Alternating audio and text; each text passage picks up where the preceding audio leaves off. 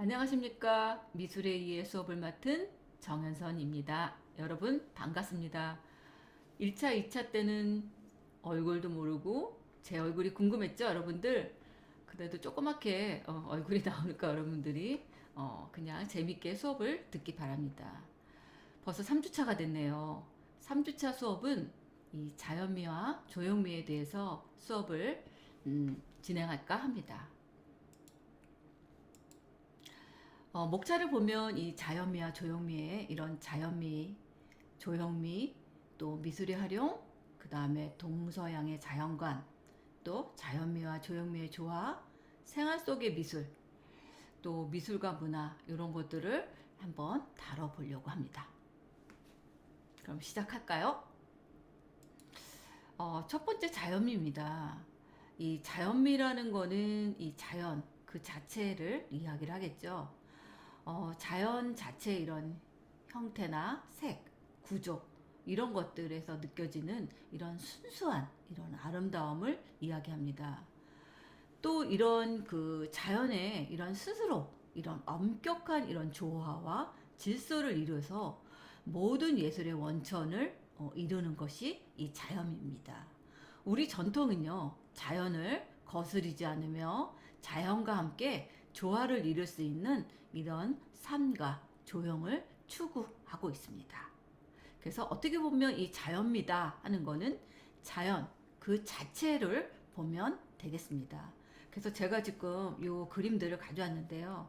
이런 꽃이라든가 이런 나비, 벌, 풍뎅이 이런 것들은 다 이런 자연미에 속한다는 것을 알 수 있죠. 이거 다음에는 이제 조형미입니다. 조형미는 이런 인간의 창의성 바탕으로 만들어진 이 조형물의 아름다움입니다. 자연미를 바탕으로 창조해서 만들었고요. 이런 나아가서 문화와 생활을 반영하기도 합니다. 이 사람들의 그런 환경과 삶의 아름다움과 이런 안전을 목적으로 해서 이런 회화라든가 조소라든가 건축이라든가 디자인 등에서 다양하게 발전하는 이런 것들을 나타낼 수 있습니다. 지금 아래 제가 이미지들이 있는데요. 지금 이런 건축 양식들, 이런 그 작품들, 이런 조형물들, 이런 것들도 다 이게 조형미입니다. 그래서 이 조형미도 이 자연에서 나타나는 어떻게 보면 자연과 이런 인위적인 거하고 같이 어울려서 이런 아름다움을 만들어지 않았을까 그런 생각을 갖고 있습니다. 다음은 미술의 활용입니다. 이런 자연미와 조형미를 가지고 우리는 이런 벽화도 만들고 디자인도 하고 환경 미술도 하고 공예도 합니다. 이 벽화는 우리 역사를 보면 이 동굴 벽화 아마 지난 시간에 여러분들한테 강의에도 나왔을 겁니다. 이런 우리 미술의 아주 기초적인 그 초기에는 이런 구석기 시대부터 있었죠. 그래서 이런 동굴 벽화, 그 다음에 이런 고구려의 고분 벽화 이런 것부터 시작이 됐고요. 그 다음에 이 디자인은 이런 산업 제품의 이런 그 형태와 색채를 가지고 이런 옷이라든가 그릇이라든가 이런 제품들의 이런 형태와 이런 무늬 이런 것들을 만드는 것을 이야기하겠죠. 또한 환경미술은 이런 건물의 형태, 건물 앞에 이런 조소 작품, 지하철역계 이런 벽화 등 이런 환경미술, 공공미술 이런 말도 많이 쓰죠. 그래서 이런 것들도 다 미술을 활용을 한다는 거죠. 또 다음에는 공예입니다. 공예도 우리 석기시대의 이런 빗살무늬톡이라든가 신라시대의 이런 금관, 그래서 이 공예 제품은 어떻게 보면 이런 장식적인 것들 아니면 이런 그릇 이런 것들이 이 공예에 또 속해 있었다고 합니다. 그래서 이 미술의 활용에는 이런 벽화라든가 디자인이라든가 환경 미술이라든가 이런 공예들이 다 이런 것들을 활용을 할 수 있습니다. 또 이 미술의 활용은 이런 산업 현장에서도 사용을 하고 있죠. 지금 이게 지금 어떻게 보면 이 굉장히 척박한 이런 공사 현장이었어요. 근데 이렇게 산업 현장에 이렇게 예쁜 캐릭터라든가 이런 그림들을 그려서 이렇게 활용을 하니까 얼마나 예쁩니까? 그래서 이런 산업 현장에서도 이런 미술을 활용한 이런 적절한 사례가 될 수 있습니다. 그래서 이렇게 공사 현장이 굉장히 화사하고 예뻐졌죠. 이렇게도 활용할 수 있다는 거죠. 또 하나의 활용은 이 벽화입니다. 지금 어느 소녀가 나무에다가 못을 주고 있죠. 이런 건물벽에 그림을 그려서 이 화벽을 하나의 그림으로 연상하게끔 하는 이런 미술의 활용을 하고 있습니다. 그래서 뭐 마을 공공 벽화 만들기, 공동 사업으로 그런 것들을 많이 지금 산업에서는 많이 활용을 하고 있습니다. 다음은 이 동서양의 자연관입니다. 동양의 자연관하고 서양의 자연관, 이것들을 한번 다뤄볼 건데요. 이 동양의 자연관이라는 거는 어떻게 보면 이제 우리나라의 전통에서도 올 수 있다고 볼 수 있습니다. 그래서 우리나라의 이런 건축 양식을 보면 대부분 이런 전통 가옥이라든가 아니면 뭐 건축미에 뭐 이렇게 옛날부터 내려져 오는 이런 한옥 뭐 이런 건축 양식들이 있죠. 그래서 이런 동양의 자연관들을 보면 자연의 한 부분으로 해석해서 자연관의 이런 조화를 중요시합니다. 반면에 서양의 자연관은 자연은 인간이 정복하고 극복하여야 할 탐구의 대상으로 여겼다는 거죠. 그래서 우리나라 조형물은 대부분 부드러운 곡선을 많이 사용하고 아담한 형태로 자연과 조화를 이루고 있다면 서양의 조형물은 규모가 크고 강직한 이런 직선들을 많이 사용해서 자연을 지배하고자 하는 이런 인상을 강하게 풍긴다는 거죠. 이게 동양의 자연관입니다. 우리나라 이 통도사 이 건축입니다. 그래서 이런 지붕에 이런 약간 부드러운 이런 곡선들을 사용을 해서 이런 자연관의 조화를 굉장히 중요시 생각을 했다는 거죠. 서양의 자연관은 규모가 굉장히 큽니다. 그래서 이런 강직한 이런 직선 있죠. 이런 직선들을 많이 사용해서 자연을 지배하고자 하는 이런 인상이 많이 갖고 있다는 거죠. 그래서 동양의 자연관들은 우리가 이 자연하고 이런 것들을 같이 조화를 이루었다면 이 서양의 자연관은 뭐예요? 자연을 지배하고자 하는 이런 인상을 받고 있다는 것을 알 수 있습니다. 그래서 이 동서양의 자연관들을 비교를 했습니다. 이 자연관을 보면 동양은 이런 도교적인 세계관의 반영을 갖고 있고요. 서양은 기독교적인 세계관을 반영하고 있습니다. 또 이 동양의 자연관은 이런 자연의 이치를 깨닫고 조화롭게 표현을 하려고 한다면 이 서양은 인간의 이성을 통한 기계적으로 표현을 했다는 거죠. 그리고 이 동양의 자연관은 자연 숭배 사상이라든가 자연 합일 사상이라든가 자연주의적인 이런 삶의 태도를 가졌다면 서양의 자연관은 인간 중심의 이런 합리적인 사고를 작용을 했다는 것을 알 수 있습니다. 또 이 표현의 특징들을 보면 이 동양은 이런 고정된 시점으로 사물을 관찰하지 않고요. 시간의 흐름, 이동 시점 이런 것들을 삼원법으로 활용을 했다는 거예요. 이 삼원법이라는 거는 이 동양에서 나오는 삼원법인데요. 이런 고원법, 평원법, 심원법 이렇게 나눕니다. 고원법이라는 거는 뭐냐면 이렇게 아래에서 위로 이렇게 올려다보는 이런 느낌의 이런 그림에 그리는 방법이고요. 이 평원법은 이 가까운 산에서 먼 산을 바라보는 것처럼 그리는 이런 방법을 얘기합니다.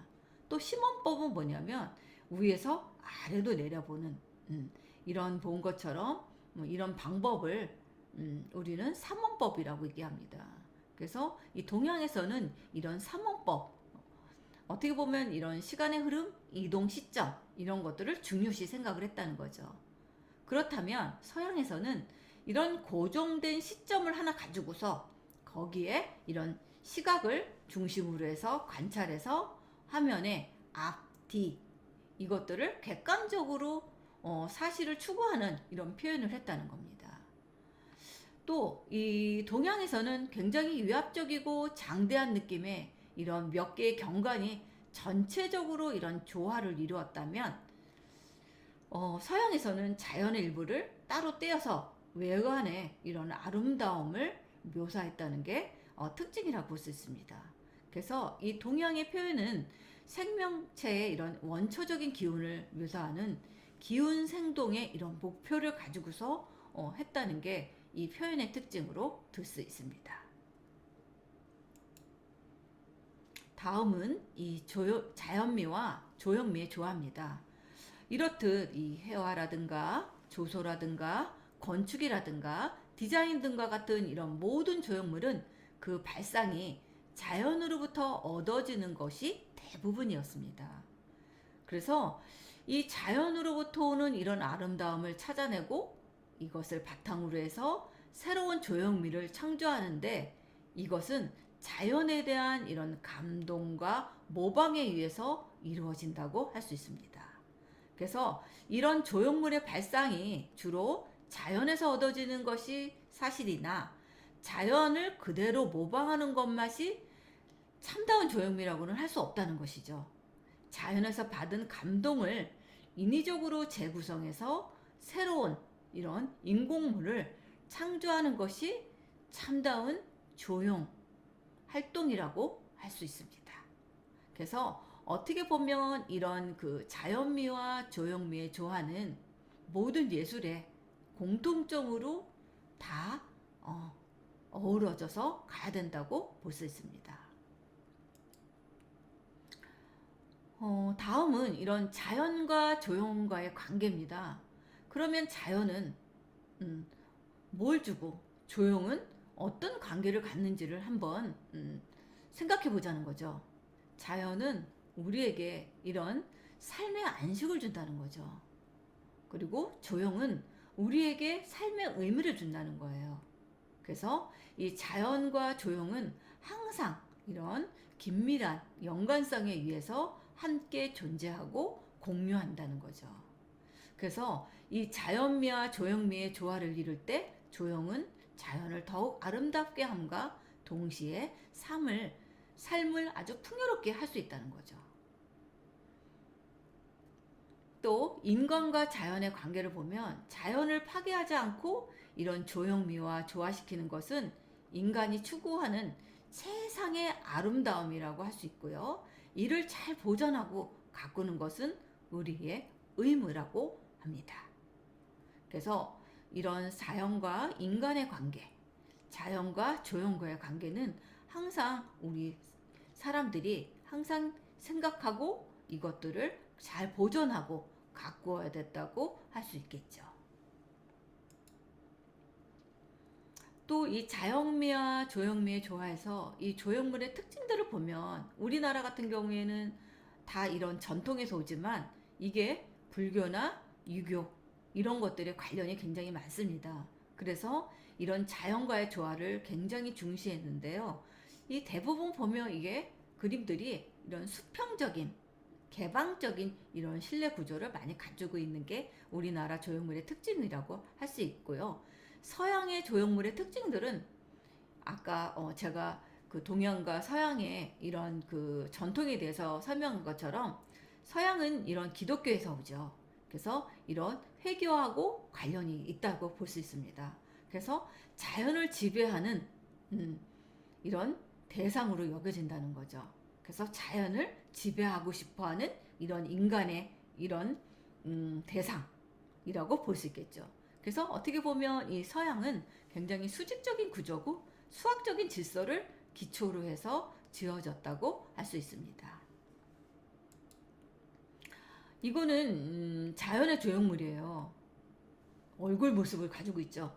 근데 이게 자연의 조형물이라고 합니다. 미국 네바다주 국립공원에 있는데요. 이 붉은 모래로 이루어진 이 바위가 있는 곳이 오래전에는 바다였다고 해요. 이 바위는 햇빛에 반사가 되면서 마치 불에 타고 있는 것처럼 보이기 때문에 붉은 계곡이라는 이름이 붙여져서 이 자연이 조형물로 탄생되었다고 합니다. 그래서 얼굴 모습이라고 합니다. 이게 인위적인 게 아니라 자연으로 해서 나타났다고 볼 수 있겠죠. 이거는 자연하고 인공의 조형물이라고 할 수 있습니다. 이 옐로트리 하우스 레스토랑인데요. 이게 뉴질랜드에 있다고 합니다. 그래서 지금 이런 자연의 이런 나무를 통해서 이런 통로를 있고 이 안에 들어가면 여기는 레스토랑이에요. 그래서 조형물이 이런 자연물하고 이렇게 융합이 되어서 마치 또 다른 하나의 조형물이 된 것처럼 이 자연과 조화를 이룬 작품이라고 볼 수 있습니다. 또 생활 속의 미술들도 많이 있죠. 인간은 이런 자연미를 바탕으로 자연의 신비와 아름다움에 감동하기도 하고 또 그곳에서 받은 느낌을 생활에 반영하면서 자연과 조화를 이루는 조형물이나 환경을 또 창조해 나갈 수 있습니다. 또 창조는 우리의 삶을 풍요롭게 해주고 우리의 생활에 많은 활력을 창조해 갈 수 있습니다. 요즘 이런 복잡한 도시 환경하고 규격화된 이 생활 공간은 이 삭막한 느낌을 줍니다. 그래서 거리의 조형물이나 기념비, 건축물의 이런 벽면을 장식한 이 벽화, 또 자연환경을 가미해서 조화로운 환경을 만들면 이를 감상해서 일상생활 속에서 풍요로운 이런 정서 생활을 할 수 있다는 거죠. 다음은 이 전통 문화하고 현대 문화가 어떻게 다른가 그것을 한번 알아보도록 하겠습니다. 우리나라의 전통 문화는 제가 아까 계속 이야기하듯이 이런 자연미를 강조한다는 거죠. 그리고 소박하고 아담하며 자연스러운 이런 형택미를 강조하는 이런 곡선적인 아름다움을 갖고 있어요. 또 이런 자연적인 재료미, 또 인위적 기교를 배제하고 실용적인 구조미 등에 이렇게 기교를 하지 않는 이 무기교의 기교를 갖는 게 우리나라의 전통 문화라고 할 수 있겠죠. 또 이 전통의 계승과 발전들을 보면 전통의 정신을 살린 독창적인 미를 추구하고 있다는 거죠. 그리고 이런 단순한 모방에서 벗어나서 현대적인 감각으로 재창조하고 있습니다. 문화적 전체성의 이해와 현대의 흐름을 파악하고 독창적으로 재해석해야 된다고 볼 수 있습니다. 문화와 조형물의 관계를 보면 문화는 국가 경쟁력을 키우는 데 큰 역할을 합니다. 오늘날에는 문화예술이 국가 경쟁력의 원천이 되기도 하고요. 또 문화예술의 중요성이 높아지고 있습니다. 그래서 미래에는요, 이런 문화적인 창의성과 다양성을 갖춘 나라가 이런 국민의 삶을 향상시킬 수 있을 것이다 하고 예측을 하고 있습니다. 과거의 문화예술이 전체보다는 이런 부분을 중요시했다면 현재에는 전체가 강조되고 있다는 거죠. 예를 들면 영국의 이 케이츠헤드시의 철강 산업이 쇠퇴하면서 가난한 도시가 되었어요. 그래서 영국 정부는 예술을 통한 도시 재건 프로젝트 이런 것들이 활성화가 됐는데 제목을 북쪽의 천사라고 이런 공공 조형물을 설치했다는 거죠. 그래서 이런 조형물을 설치함으로써 삶의 질도 높아지고 경제적으로도 부유한 이런 도시로 성장했다고 볼 수 있습니다. 지금 이겁니다. 이게 문화와 조형물의 관계입니다. 이게 이제 북쪽의 천사라고 하는데요. 북쪽의 천사를 설치할 당시에는 이런 굉장히 사람들이 불만의 목소리가 컸다고 해요. 하지만 오늘날에는 지역을 대표하는 이런 조형물로 자리 잡고 예술 명소로 바뀌면서 지역 이미지를 개선하는 역할을 하고 있다고 합니다. 이 영국의 이런 낙후된 이런 소도시의 넓은 벌판 위에 초대형 이런 공공조형 작품을 세워서 많은 관람객들이 방문함으로써 지역이 유명해진 경우라고 할 수 있습니다. 그래서 우리나라 같은 경우에도 지금 이 소외된 소외된 도시, 낙후된 지역들 이런 것들을 하는 이 도시 재생 이런 아니면 조형물, 공공미술 이런 것들이 우리나라도 지금 많이 활성화되고 있습니다.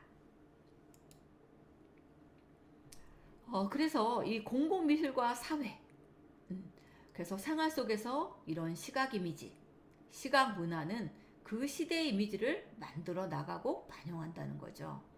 그래서 우리가 보고 있는 이 현실, 우리가 일상적에서 살아가서 이런 이미지들을 보고 있는 이런 시각 이미지나 시각 문화나 이런 것들은 그 시대의 이미지들을 만들어준다는 것을 알 수 있습니다. 모든 사람들은 이런 일상생활 속에서 미술관에 가지 않아도요, 다양한 이런 작품하고 마주치게 됩니다. 또 이 도심 속의 공원이나 학교 담장에 그려진 이런 벽화나 조형물, 또 건물 앞에 놓인 크고 작은 아름다움, 또 기능성을 갖춘 거리, 가구, 또 다양한 형태의 간판 등 이런 공공미술의 형태들은 우리의 삶을 풍요롭고 아름답게 하는 이런 역할을 한다는 거죠. 그래서 이 미술의 공공성과 공익성, 이런 사회적인 것들을 가지고서 이런 사업들을 많이 하고 있습니다. 그러면 이제 공공성, 공익성이라고 하는데 미술의 공공성은 뭐고 미술의 공익성은 무엇일까? 그것들을 한번 알아볼까요? 공공성은요, 공공의 이익을 말합니다. 그리고 공익성은 사회 전체의 이익을 도모하는 이런 성질을 뜻하고 있죠. 그래서 공공미술이라는 것은 이 공공의 장소에 놓이고 공공성을 띠는 미술로서 지향점은 미술을 생산하고 소비하는 이런 주체들의 삶과 문화가 담겨 있어야 한다. 이 얘기입니다. 최근에는 이렇게 공공에게 얼마나 이익이 되는가, 즉 하나의 행위 또는 정책이 사회 전체에 얼마나 도움이 되는가에 초점을 맞춘 이런 공익성을 추구하는 미술들이 많이 등장하고 있습니다. 이게 미술의 공공성과 공익성을 한 사례입니다. 이게 가림막이에요. 공사 가림막이에요. 삼청동에 이 문화거리를 공사하면서 가림막을 이렇게 했는데요. 이게 Is it really Korea? 세계가 놀란 한국입니다. 이게 건물 공사로 인해서 흉물스러울 수 있는 환경에 이 현대미술관 측에서 가림막을 의뢰했다고 합니다. 그래서 이 담장 너머 이렇게 눈을 동그랗게 뜨고 있죠. 그리고 외국인들이라는 거죠. 이게 다 외국인들이 이렇게 눈을 크게 뜨고 약간 놀란 듯한 이런 것들을 보고 있다는 거죠. 그래서 담장 너머 이렇게 눈을 동그랗게 뜨고 놀란 외국인들의 사진은 놀란 외국인 모습을 통해서 몰라보게 이렇게 성장한 한국의 모습을 표현한 것이라고 합니다. 그래서 이 외국인의 이 놀란 것들을 보여준 것은 이 외국인 여기 이 지역이 외국인 관광객들이 많이 다녀가는 그 길거리라고 합니다. 그래서 한국을 알리고 홍보하는 역할을 하기 위해서 이런 공익적인 이런 예술 작품을 이렇게 설치했다고 합니다. 이것도 미술의 공공성과 공익성입니다. 이거는 풍물 플러스 유를 더하답니다. 이게 뭐냐, 벽화예요. 지금 이 연령별, 시대별, 직업별로 해서 168명의 시민들과 예술가가 저마다 이렇게 고이 간직했던 이런 그리움, 예찬이 담겨 있는 이런 작품들을 전시해가지고 대중과 소통하고 싶다. 그래서 이렇게 설치를 했다고 합니다. 이거는 향후를 하늘을 향해 걷다? 하늘을 어떻게 걷지? 이것도 하나의 미술의 공공성과 공익성을 보여주는 하나의 그 뭐라 그럴까요? 설치 미술이라고 그럴까요? 설치 미술에 속합니다. 이거는 지금 이 전봇대 위에 사람들이 막 걸어가는 모습을 볼 수 있죠. 어떤 사람은 서류 가방을 가지고 있고, 또 어떤 사람은 춤추는 이런 댄스에 이런 연상하는 여자, 한 사람은 뭐 비스듬히 가는 사람, 뭐 이런 것들이 이 스탠드 기둥 위에서 걷고 있는 것입니다. 근데 이 기둥 아래에서는 아빠와 아들이 손을 잡고 호기심 어린 표정으로 바라보고 있다는 거죠. 그래서 이런 그 설치 미술을 함으로써 또 이렇게 사람들이 재미있는 이런 볼거리를 만들어 줄 수 있다는 거죠. 이거는 거대한 눈이에요. 이것도 설치 미술인데요. 지금 이렇게 눈들이 이 마을 전체에 이렇게 눈들이 군데군데 있죠. 이렇게 사람의 눈들, 거대한 눈들이 막 이렇게 있습니다. 이것도 설치 미술인데요. 이 사람은 익명으로 활동하면서 작품의 이런 생각이나 의도를 설명하지 않고 다 작품으로 표현을 한다고 합니다. 그림 속 이런 인물들의 모습과 작품 여백에 담겨 있는 이런 관객의 감상과 감동의 목으로 이런 창작과 작품의 메시지를 전달하려고 한다고 합니다. 어떤 장소에서든 이 전시가 가능한 이런 평면의 사진 작품이 공간과 이렇게 어우러져 입체 설치 미술이 되는 이런 전시를 보여주고 있다는 거죠. 그래서 지금 여러분들한테 이런 조형미, 자연미 이런 것들을 가지고서 수업들을 지금 했는데요. 지금 생활 주변에서 다양한 이런 시각 이미지들을 찾아보고요. 공공미술과 사회와 소통하는 이런 방법들을 한번 찾아서 여기다가 붙여보거나 한번 이것들을 한번 설명을 해보는 그 시간을 가져보려고 합니다. 그래서 지금 우리 수업이 한 25분 정도 했는데 원래 수업이 50분입니다. 그래서 나머지 시간은 지금 여러분들이 여기다가 찾아서 붙여보고요. 이것들을 다 한 다음에 이 과제방에 올려주시면 여러분들이 그게 출석 체크가 되니까 여러분들 이것들을 만들어서 수업이 끝나고 올려주십시오. 과제방에 올려주세요. 그러면 1차 시 수업은 이제 마치고 잠시 후에 2차 시 수업을 진행하겠습니다. 여러분 감사합니다.